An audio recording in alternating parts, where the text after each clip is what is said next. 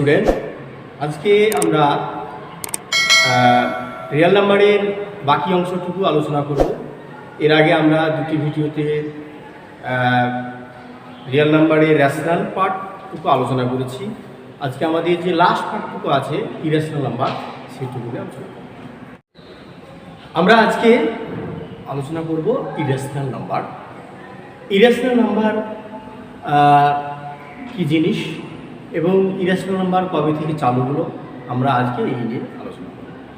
দেখো, গ্রিসের দার্শনিক এবং গণিতজ্ঞ পিথাগোরাস এবং তার অনুগামীরা 400 খ্রিস্টপূর্বাব্দে এই সংখ্যা ধারণা তারা দিয়েছিলেন।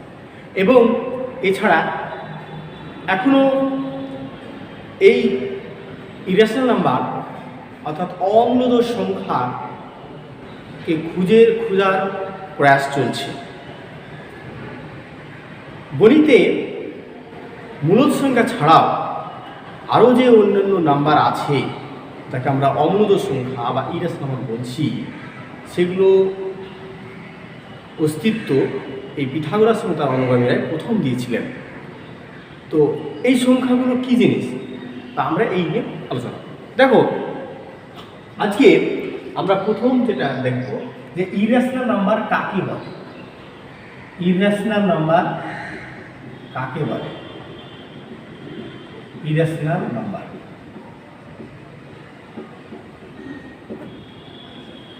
ইরেশনাল নাম্বার হচ্ছে সেই সমস্ত নাম্বারগুলো, যে সমস্ত নাম্বারগুলোকে p/q এই আকারে লেখা যায় না, এবং যেখানে যে সমস্ত নাম্বারগুলোকে p/q আকারে লেখা যাবে না, এবং যেখানে p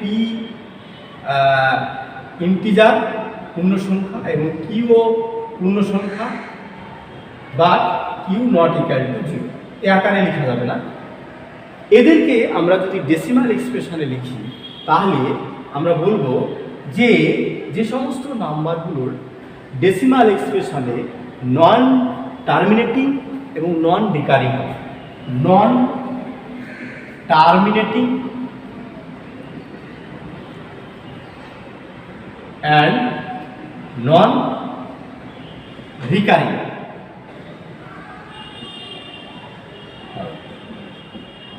তাহলে যে সমস্ত সংখ্যাগুলোকে আমরা p/q আকারে লিখতে পারবো না, যেখানে p আর q হচ্ছে পূর্ণ সংখ্যা, q নন জিরো একটা নাম্বার পূর্ণ সংখ্যা, এবং যে সমস্ত নাম্বারগুলো ইন ডেসিমাল এক্সপ্রেশনে নন টার্মিনেটিং এবং নন রিকারিং হবে, এই নাম্বারগুলোকে বলবো ইরেশনাল। ইরেশনাল নাম্বারের ডেফিনেশন জানলাম। তাহলে ইরেশনাল নাম্বার হচ্ছে যে সমস্ত নাম্বারগুলোকে এই p/q আকারে লেখা যাবে না, যেখানে p আর q হচ্ছে পূর্ণ সংখ্যা, আর এদের ভাগফল যদি করি কোশেন্ট যেটা পাবো আমরা, সেটাকে ডেসিমাল এক্সপ্রেশনে যদি নিয়ে আসি তাহলে এদের ভাগ মিলবে না, এবং আর কি হবে, এরা রিপিটিং ব্লক, অর্থাৎ বারবার একই সংখ্যা বারবার একটা নির্দিষ্ট সংখ্যার পর বারবার ফিরে আসবে, এরকমও হবে না, অর্থাৎ রিকারিং বা রিপিটিং হবে না। এখন আমরা কিছু এক্সাম্পল দিয়ে বিষয়টা দেখব। এক্সাম্পল দেখো ডিয়ার স্টুডেন্ট, এক্সাম্পল আমরা যদি নিই রুট টু, তাহলে রুট টুকে আমরা যদি বলি যে স্যার রুট টুকে √2/1 লেখা যায়, তাহলে এটা কেন হবে না? হ্যাঁ, রুট টুকে √2/1 লেখা যায় ঠিক, কিন্তু রুট টু কি পূর্ণ সংখ্যা?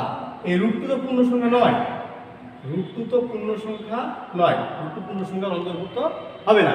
যেহেতু রুট টু পূর্ণ সংখ্যার অন্তর্ভুক্ত হবে না, সেহেতু এটাকে আমরা p/q আকারে লিখতে পারছি না, যার জন্য আমরা এই রুট টুকে ইরেশনাল নাম্বার বলবো। তাহলে এইরকম এক্সাম্পলগুলো আমরা যদি লক্ষ্য করি, √2, √3, √5, √7 ইত্যাদি ডট ডট ডট, যদি আমরা √m দিই, যেখানে mটা হচ্ছে একটি পূর্ণ সংখ্যা, m একটি পূর্ণ সংখ্যা এবং নট পারফেক্ট। তাহলে স্যার পারফেক্ট হলে কী হবে? যদি পারফেক্ট দিয়ে দিই, যেমন √4, যদি √4 দিয়ে দিই, তাহলে কী হবে? √4 মানে 2, আর 2 মানে 2/1, অর্থাৎ p/q আকারে লেখা যাচ্ছে, যার জন্য এটা আমাদের রেশনাল নাম্বার হয়ে যাচ্ছে। তাহলে রেশনাল তো আমরা আলোচনা করছি না, আজকে আমাদের বিষয় হচ্ছে ইরেশনাল নাম্বার। সুতরাং এইখানে রুট ওভারের ভিতরে এমন নাম্বারগুলো থাকবে 2, 3, 5, 7, 6 এনি পূর্ণ সংখ্যা এবং পজিটিভ পূর্ণ সংখ্যা, এভাবে পজিটিভ পূর্ণ সংখ্যা এবং নন পারফেক্ট হবে, এটা পারফেক্ট হবে। তাহলে আমরা এই ধরনের সংখ্যাগুলোকে বলবো ইরেশনাল নাম্বার। এক্সাম্পল 2, যদি আমরা পারফেক্ট কিউব নিই 27, তার পাওয়ার যদি 1/3 নিই তাহলে কত হবে? 3 to the power 3 whole to the power 1/3, তার মানে এইটা 3 ইন্টু 1/3 গুণ করলে এটা 3 পাবো। তাহলে দেখো 27-এর যদি ঘনমূল নিই তাহলে কিন্তু 3 পাচ্ছি। যদি দেখা যায় যে এমন কতগুলো নাম্বার যারা পূর্ণ ঘন নয়, অর্থাৎ not perfect cube, perfect cube যদি না হয় তাহলে এই নাম্বারগুলোর পাওয়ার 1/3 নিলে এরা প্রত্যেকেই অমূলত সংখ্যা হবে। যেমন এক্সাম্পল দিচ্ছি, 2 two the power 1/3, that is এইটা। তাই এইটা কিন্তু একটি অমূলত সংখ্যা। তাহলে এই ধরনের যতগুলো নাম্বার থাকবে, তাহলে এক্সাম্পল 2-তে আমরা দেখছি যে নন পারফেক্ট কিউব যদি হয়, যে নাম্বারগুলো নেব, তাহলে সেই সমস্ত নাম্বারগুলো আমাদের কী হবে? অমূলত সংখ্যা হবে। এখন আমরা যদি কোনো এক্সাম্পল আরেকটা নিচ্ছি, আমি লিখি যে x² - 11 = 0, তাহলে এই সমীকরণের বীজ যদি আমি নিই তাহলে কী হবে? x² = 11, that is x √11। তাহলে এই √11 আর 11 যেহেতু নট পারফেক্ট স্কোয়ার, সেহেতু আমরা এটাকে ইরেশনাল বলছি। এবং দেখো এই √11 এইটা কিন্তু এই সমীকরণের একটা বীজ। আমরা এই x √11 এটাকে আমরা একটা বীজ পাচ্ছি এবং এটা একটা অবীজ। এখন পাই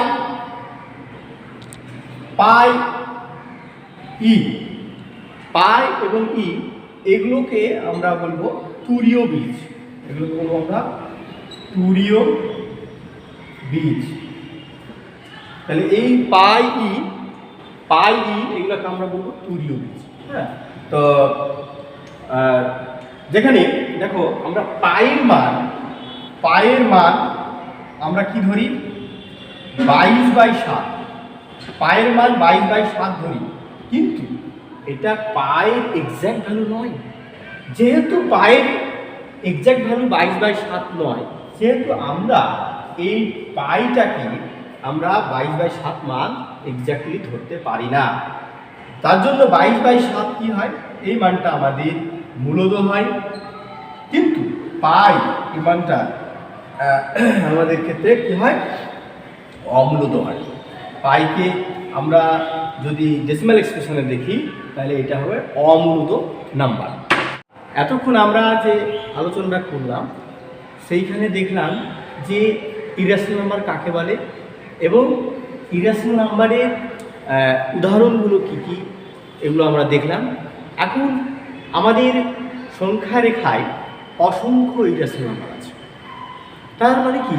যে সংখ্যা রেখাতে অসংখ্য ইরেশনাল নাম্বার আছে, তার মানে সংখ্যা রেখাতে ইরেশনাল নাম্বারগুলো প্রুভ করা যায়।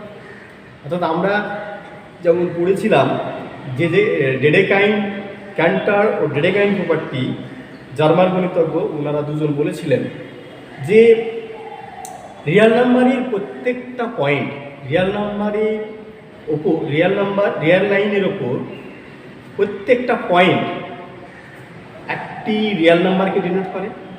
আর দেখেছিলাম আমরা যে রিয়াল লাইনের ওপর যে প্রত্যেকটা রিয়াল নাম্বার রিয়াল লাইনের একটা পয়েন্টকে ডিনোট করে। তো এখন এই রিয়াল নাম্বারে আমরা যখন বলবো তখন র্যাশনাল এবং ইরেশনাল উভয়ের কালেকশনে হচ্ছে রিয়াল নাম্বার। অর্থাৎ রিয়াল নাম্বার, আমরা তো আজকে ইরেশনাল আলোচনা করছি, তাহলে এর হচ্ছে দুটো পার্ট, রিয়াল নাম্বারের দুটো পার্ট। এক হচ্ছে র্যাশনাল নাম্বার এক হচ্ছে রেশনাল নাম্বার আর 2 নাম্বার হচ্ছে ইররেশনাল।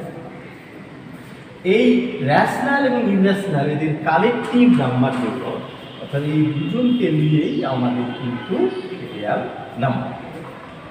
তো ডেডেকাইন এবং ক্যান্টর ওনারা বলেছিলেন যে এই রিয়াল নাম্বারে প্রত্যেকটা নাম্বার রিয়াল লাইনের একটা পয়েন্টকে ডিনোট, নাম্বার লাইনের একটা পয়েন্টকে ডিনোট করে। এই নাম্বার লাইনের যে কোনো পয়েন্ট যদি নিই তাহলে এটা একটা রিয়াল নাম্বার হবে,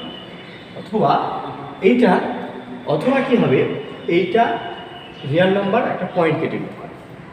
তা কাজী আজকে আমাদের যে আলোচনার বিষয় ইরেশনাল নাম্বার, সেইখানে দেখো তাহলে ইরেশনাল নাম্বারও রিয়াল নাম্বারের আন্ডারে পড়ছে, আর এই ইরেশনাল নাম্বারকে তাহলে সংখ্যা রেখায় পুট করা যায়।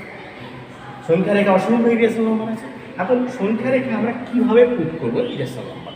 এখন আমরা রেশনাল এবং ইরেশনাল নাম্বার জানব।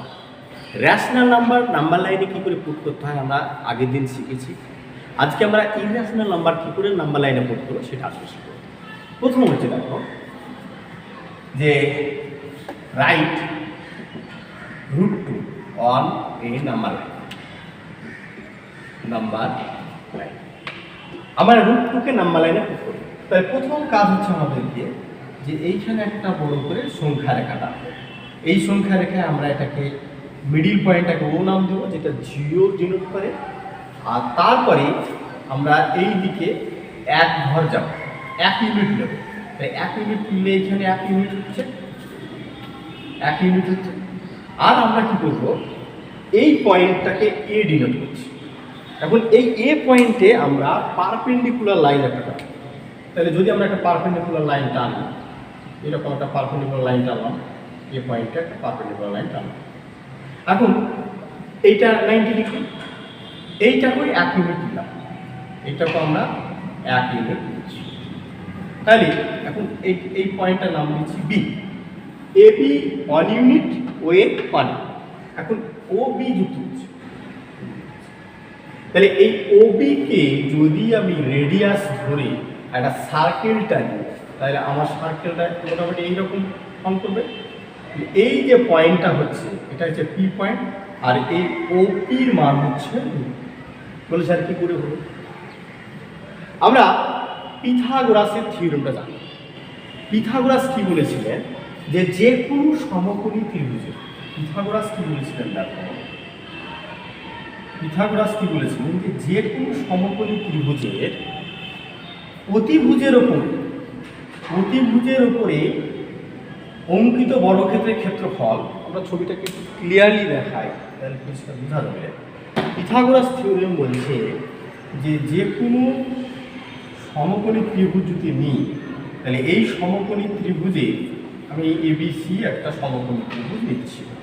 এই এবিসি সমকোণী ত্রিভুজে এসি বাহুর উপর অঙ্কিত বর্গক্ষেত্র, মানে এসি একটা বর্গক্ষেত্র বাহু হবে। এইভাবে যদি আমরা একটা বর্গক্ষেত্র আঁকি, তাহলে এর যা ক্ষেত্রফল হবে, এটার যা ক্ষেত্রফল হবে, সেই ক্ষেত্রফলের মানটা এই এবিকে বর্গক্ষেত্রে বাহু ধরে একটা বর্গক্ষেত্র যদি আঁকি, তাহলে এর ক্ষেত্রফল, আর বিসিকে বাহু ধরে যদি একটা বর্গক্ষেত্র আঁকি, তাহলে এর ক্ষেত্রফল এই দুটো সমষ্টি হবে, এই সমষ্টির সঙ্গে সমান হবে। তাহলে আমি ধরে নিচ্ছি যে এই সমকোণী ত্রিভুজের অতিভুজের উপর অঙ্কিত বর্গক্ষেত্রের ক্ষেত্রফল হচ্ছে এ, আর লম্বের উপরে, এটাকে লম্ব বলে, এটা অতিভুজ বলে, এটাকে ভূমি বলে। এটাকে বলা হয় অতিভুজ, এটাকে বলা হয় ভূমি, আর এটাকে বলা হয় লম্বভাবে আছে। তাহলে এই ভূমির ওপর অঙ্কিত বর্গক্ষেত্রের ক্ষেত্রফল যদি বি হয়, আর লম্বের ওপর অঙ্কিত বর্গক্ষেত্রের ক্ষেত্রফল যদি সি হয়, তাহলে পিথাগোরাস থিওরেম কি বলছে যে A equal to B plus C, A equal to B plus C. এটা হচ্ছে পিথাগোরাস থিওরেম। এখন এইখানে চলে আসি আমরা। তাহলে এর উপরে অঙ্কিত বর্গক্ষেত্রের ক্ষেত্রফল কি হবে? 1 ইউনিট নিয়েছি, সো ও এ স্কোয়ার হবে। আর এই দিকে এবি আমরা ডিস্টেন্স নিয়েছি, তাহলে এবি 1 ইউনিট নিয়েছি, তাহলে এবি স্কোয়ার ইকুয়ালস টু হবে কি? ইকুয়ালস টু হবে আমাদের অতিভুজ ওবি স্কোয়ার হবে। এখন তাহলে মানগুলো যদি পুট করে দিই তাহলে অর্থাৎ ওবি স্কোয়ার সমান কি আসছে, ও এর মানে হচ্ছে 1 স্কোয়ার আর এ বির মান হচ্ছে 1 স্কোয়ার। পুট করি তাহলে ওবি স্কোয়ার সমান কি আসছে 1 square plus 1 square that is 2। অতএব ওবি সমান হচ্ছে √2। তাহলে এই ওবি এটা √2 হলো, তাহলে এই মানটা √2। এখন এই ওবি কে রেডিয়াস ধরে লাইন টেনে ছোট, তাহলে এই পি পয়েন্টটা হচ্ছে √2 এর মান, পি এই মানটা হচ্ছে √2। তাহলে একইভাবে আমরা যদি বলি √3 মান পুট করো, তাহলে আমরা √3 পুট করবো কি করি না, এই √2 কে বেস ধরি এর উপরে আরেকটি আমি যদি এইটা নিই, একটা লম্ব রেখা টানি, তাহলে আমি এইভাবে আমি একটা লম্ব রেখা টানছি এবং এইটাকে আমি নাম দিচ্ছি 1 ইউনিট। তাহলে এটা যদি 1 ইউনিট হয় এটাকে সি নাম দিচ্ছি। তাহলে আমরা কি পাবো দেখো, এটা 1 ইউনিট বললাম ওসি বিসি, তাহলে এইটাকে যদি টানি অর্থাৎ ওসি যদি আমরা নিই তাহলে এই ওসির মান কত হবে আমরা কিন্তু সহজেই পেয়ে যাবো। তো ওসির মান কত হবে, এইখানে দেখো ওসি তাহলে ও বিসি এই ত্রিভুজের একটা সমকোণী ত্রিভুজ ও বিসি এর ওসি লম্ব, তাহলে ভূমি স্কোয়ার মানে ওবি স্কোয়ার আর লম্বের স্কোয়ার মানে বিসি স্কোয়ার, তাহলে এটা কত হচ্ছে √2 তার square plus 1 square that is 2 + 1 3। অতএব ওসি সমান হচ্ছে 2। তাহলে এইভাবে আমরা √3 √5 √7 √11 এরকমভাবে আমরা ইরেশনাল নাম্বারগুলোকে বের করতে পারি। এবং সব থেকে দৃষ্টি আকর্ষণ করবো এই জায়গাতে যে ওসি যে টানলাম, এই ওসিকে রেডিয়াস ধরে আমরা কী করবো একটা বৃত্ত টানি, এই যে পয়েন্টটা পেলাম এটাই হচ্ছে √3 মান, এটাই হচ্ছে √3 মান। অর্থাৎ এটাকে যদি বলি কিউ, তাহলে ও কিউ এটা সমান হবে, ও কিউ এর মানটা হবে। তাহলে আমরা এর আগের দিন শিখেছি যে রেশনাল নাম্বারকে কী করে নাম্বার লাইনে পুট করতে হয়, আজকে শিখলাম ইরেশনাল নাম্বারকে নাম্বার লাইনে কী করে। তাহলে রেশনাল ইরেশনাল উভয়ের কালেকশানই হচ্ছে রিয়েল নাম্বার। তাহলে রিয়েল নাম্বারকে কী করে লাইনে পুট করা যায় এটা আমরা আজকে জানব। যেহেতু আমরা রেশনাল জেনে গেছি, ইরেশনাল নাম্বারও অলরেডি জানলাম কী করে পুট করতে হয়। এখন দেখো আমরা যদি একটা প্রশ্ন নিই যে একটা রিয়েল নাম্বারকে নাম্বার লাইনে কী করে পুট করছি, এইটাকে আমরা আতসকাচ বা ম্যাগনিফাইং গ্লাসের মাধ্যমে দেখাবো। দেখো right a number 3.895 on number line, এখন এই নাম্বার লাইনে এটাকে আমরা কি করে পুট করব। দেখো প্রথমে আমরা একটা সংখ্যা রেখে, আচ্ছা সংখ্যা রেখাটাকে আমি একটু ছোট করবো কারণ আমাকে অনেকবার ম্যাগনিফাইং করতে হবে, এটাকে যেহেতু ছোটো করতে হবে তাহলে আমরা এখান থেকে শুরু করছি। তাহলে এইটা ও পয়েন্ট, ও পয়েন্ট 1 2 3 4 এইভাবে আমাদের যাবে। তাই আমাকে কি বলছে 3.89, তার মানে কি এই 3 থেকে 4-এর মধ্যে এই সংখ্যাটা আছে, এইটুকু পরিষ্কার। তাহলে এইটুকুকে আমরা কি করব, ম্যাগনিফাইং গ্লাসের মাধ্যমে দেখছি এইটুকুর মধ্যে কি আছে। তাহলে এটা যদি দেখি আমরা আরেকটা সংখ্যা রেখে দিচ্ছি এবং এটা যদি দেখি দেখো তাহলে এটা কত 3 আর এটা কত 4, এই পার্টটাকে আমরা 4 দিচ্ছি। এখন এই 3 থেকে 4 আমরা এটাকে 10 ভাগে ভাগ করছি, 10 তাহলে এইটা কত হবে 3.1, এটা কত হবে 3.2, এইভাবে এইটা হবে 3.9 3.8, এইভাবে এই নাম্বারগুলো এখানে লাগছে। আমাদের কি আছে 3.8, এর থেকে বড়, তাহলে 3.8 এর থেকে বড় আছে, তার সাথে কী হবে 8.95 বেশি আছে। তাহলে 3.8 থেকে বড় মানে এইখানে এইটার মধ্যে থাকছে আমাদের নাম্বারটা, এইটা। তাহলে এইটাকে আতসকাচ দিয়ে আমরা দেখছি। তাহলে এখন আমরা এটা কী দেবো, তারপর এইটাকে এই পয়েন্টটা হচ্ছে 3.8, আর এই পয়েন্ট হচ্ছে 3.9। এখন এইটাকে আমরা 10 ভাগে ভাগ করছি, তাহলে এটা কত হবে 3.81, এটা কত হবে 3.82। তাহলে আমরা এই পয়েন্টগুলো কি পাচ্ছি, তাহলে এই পয়েন্টটা 3.8 থেকে শুরু করছি, 3.8 এইটা আর এইটা হচ্ছে 3.9। তাহলে এই 3.8 থেকে 3.9 এটাকে 10 ভাগে ভাগ করলাম, এই পয়েন্টগুলো পাবো। এটা হচ্ছে 3.81, এটা হচ্ছে 3.82। এইভাবে আমরা যদি এখানে যাই তাহলে 3.39, এই পয়েন্টটা পাবো 3.88। এইভাবে আমাদের নাম্বারগুলো তৈরি হবে। এখন দেখো 3.89 এইখানে আছে, আর তারপরেও একটু বেশি আছে, 0.005 বেশি। তাহলে এই জায়গাটুকুকে আমরা যদি ম্যাগনিফাইং গ্লাস দিয়ে আবার আমরা দেখি, তাহলে আমরা এটাকে আর একটা সংখ্যা রেখা বলে দেবো। ম্যাগনিফাইং গ্লাস দিয়ে দেখা যাচ্ছে যে এটাকে দেখা যাচ্ছে যে এইটা হচ্ছে 3.89 আর এই পয়েন্টটা হচ্ছে 3.89, 3.9। এখন এইটাকে আবার 10 ভাগ করছে, তাহলে 10 ভাগ করলে এটা কত হবে 3.891, এটা কত হবে 3.892। এইভাবে টোটাল করে এইখানে আমরা যদি দাঁড়াই তাহলে 3.899, এটা হবো 3.898। ঠিক এইরকমভাবে এইখানে আমরা বলবো 3.895। আমাদের যেটা কাঙ্ক্ষিত মান সেটাকে এখানে পেয়ে রাখবে, এই কিন্তু 3 আর এই রিয়াল নাম্বারটাকে রাখবো এই যে 3.895, এটাকে আমরা এইভাবে আমরা এইখানে পুট করে দেখালাম, এটা হচ্ছে পি পয়েন্ট। এই পি পয়েন্টটা এইভাবে আমরা দেখাবো যে নাম্বার লাইনে কী করে একটা রিয়াল নাম্বারকে আমরা পুট করি, ম্যাগনিফাইং গ্লাসের মাধ্যমে পরপর আমরা দেখাবো। আমরা আরেকটি প্রশ্ন নিচ্ছি যে রাইট √3 as decimal expression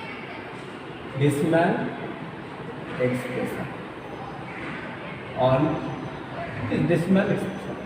এখন √3 ডেসিমাল এক্সপ্রেশনে বের করতে হলে কী করবো আমরা, তাহলে √3 আমরা এইটা বর্গমূল করব, স্কোয়ার রুট অফ 3 মানে বর্গমূল করা। তাহলে বর্গমূল বের করবো কী করে দেখো, এখানে 3 নিলাম, 3কে আমরা এই দিক থেকে জোড়া নেব, তার মানে 3 0 এইরকম আছে। তাহলে এরপরে আমরা একে বর্গমূল যেভাবে পাই, তাহলে 3 পর্যন্ত আমরা এমন একটা সংখ্যা নাও যে সংখ্যাটাকে ওই সংখ্যা দিয়ে গুণ করলে 3 পর্যন্ত যাবে। তাহলে নিশ্চয় 1 নিলে 1 × 1 মানে 1 হবে, 2 নিলে 2 × 2 মানে 4 হবে, বেশি হয়ে গেল 3।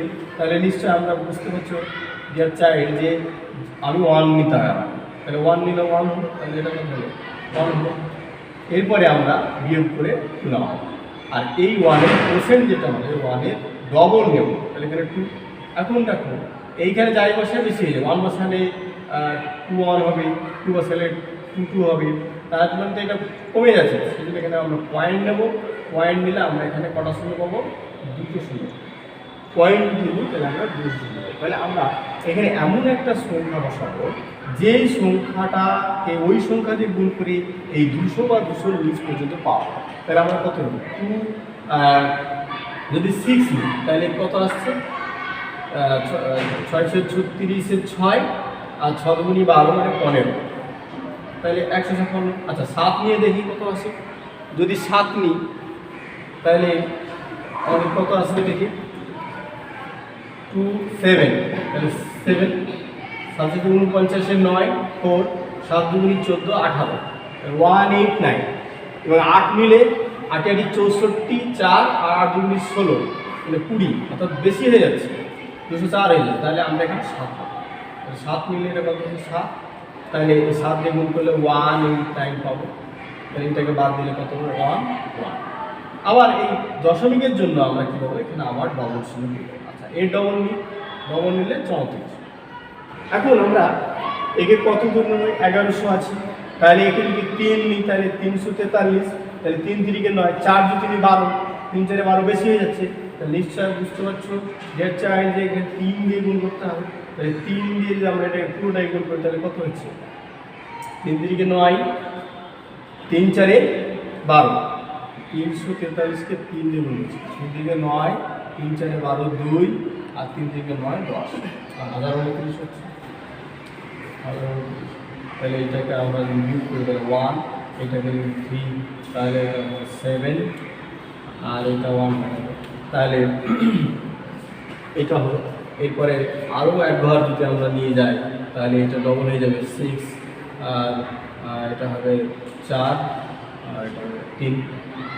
তাহলে আর এই ডবল শূন্যের জন্য আর একবার পেয়ে যাবো, তাহলে এটা কত হবে?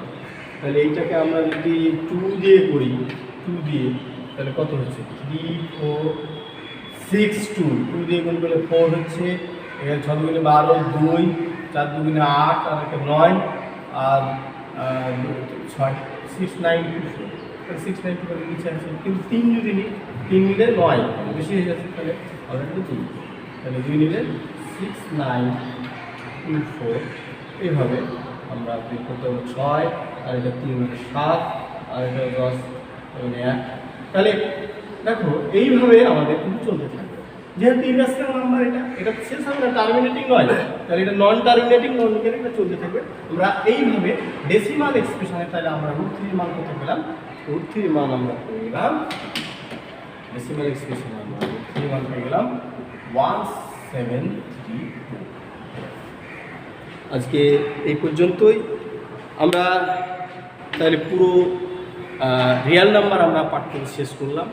এরপরের দিন আমরা নেক্সট চ্যাপ্টার নিয়ে আলোচনা করি। আমরা রিয়াল নাম্বারের পুরো চ্যাপ্টার আজকে শেষ করলাম, এবং আমাদের 3টে ভিডিওতেই 3টে ডেসক্রিপশানে আমাদের ভিডিওর আলোচনার সমস্ত PDF লিঙ্ক দেওয়া আছে। আপনারা প্রয়োজন হলে লিঙ্কে গিয়ে PDF ডাউনলোড করে নিতে পারেন।